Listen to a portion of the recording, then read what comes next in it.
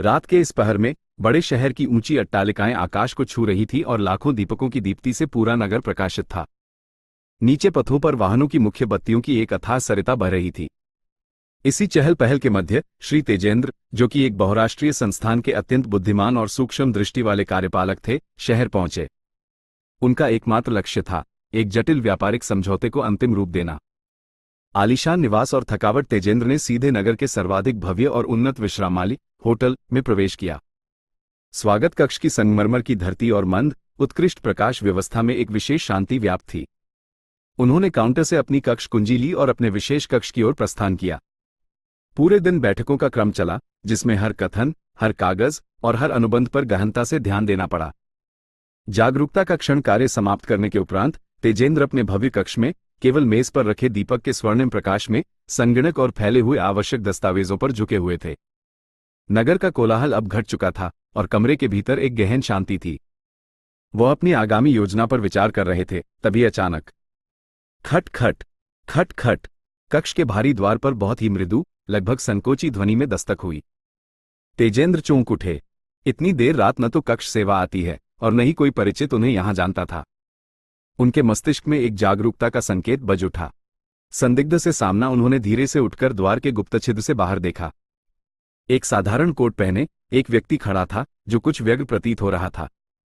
तेजेंद्र ने सावधानी बरतते हुए द्वार केवल एक पतली सी दरार तक खोला। सामने खड़े उस अपरिचित व्यक्ति ने तुरंत एक झूठा विस्मय प्रदर्शित किया और शीघ्रता से बोला, "ओ, क्षमा कीजिएगा, मैंने समझा यह मेरा कक्ष है। मैं संभवतः गलत मंजिल पर आ गया।" ये कहते ही वह व्यक्ति अपने उत्तर की प्रतीक्षा किए बिना मुड़ा और तेजी से गलियारे के अंतिम छोर पर स्थित उत्थापक की ओर लगभग भागने लगा। तत्काल की गई कार्यवाही तेजेंद्र ने तनिक भी विलंब नहीं किया।